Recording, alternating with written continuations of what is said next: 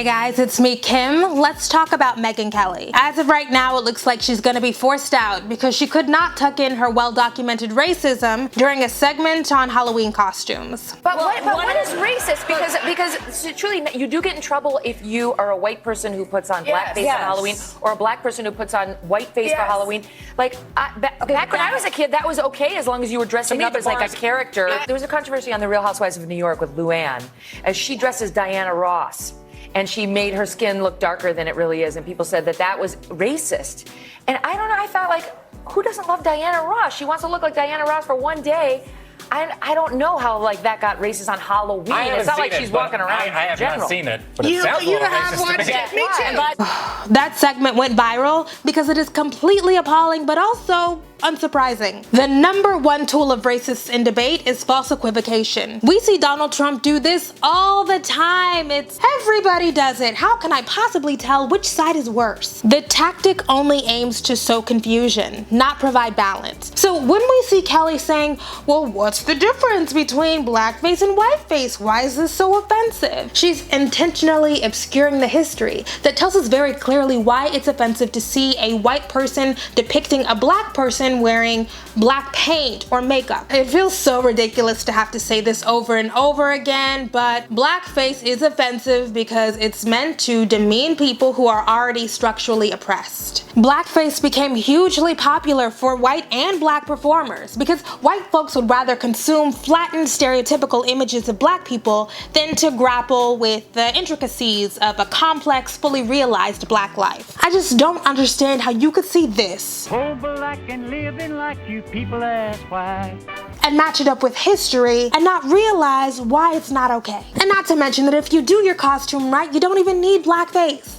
So what are we really talking about? Oh, it's because it's history. It's so long ago. We're so far past that. That's coming from the people who want us to interpret the 230-year-old Constitution to the letter. These are the people who use history as a pretense to strip us of our rights or bomb countries. But when it comes to black Americans saying, legalized segregation was only 60 years ago, would you mind being a little bit decent? We're trampling on their freedom. And that's why Kelly deserved every single second of the shaming she got. The fact is, while she apologized to the staff, she owes a bigger apology to folks of color around the country, because this is a history going back to the 1830s, minstrel shows to demean and denigrate a race wasn't right. I'm old enough to have lived through Amos and Andy, where you had white people in blackface playing two black characters, and with just magnifying the worst stereotypes about black people.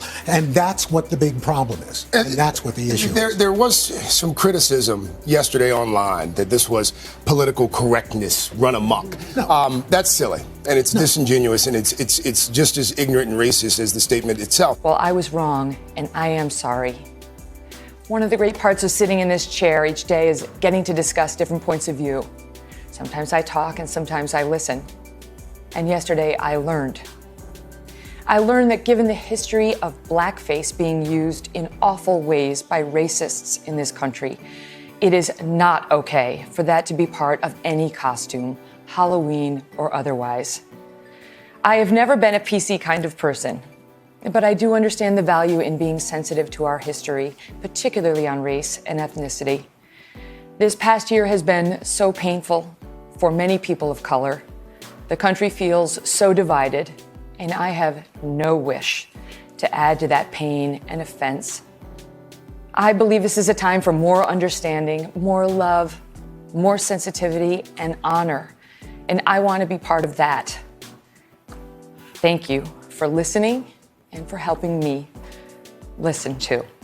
Megyn Kelly is ignorant. She's not naive. This is a well-educated woman who knows exactly why we oppose blackface. You are just not going to convince me that for as long as Megyn Kelly has been in public life, that this is the first time she has ever heard an explanation for why blackface is wrong. Why even tell us that lie? She'd be better off telling us, look, I'm 47, I'm willfully ignorant, I'm saying I learned something to keep my job. But this other stuff is so insulting. To give us this, oh, I'm so sorry, I'm innocent, thank you so much black people for finally educating me. Like, That's ridiculous. And by the way, I am very pro sincere apology. If you learned something, let us know. But if that apology is based on bullshit, keep it. And ABC needs to be dragged for giving her a platform in the first place. And I've been raging against the hiring and rebrand of Megyn Kelly for over a year.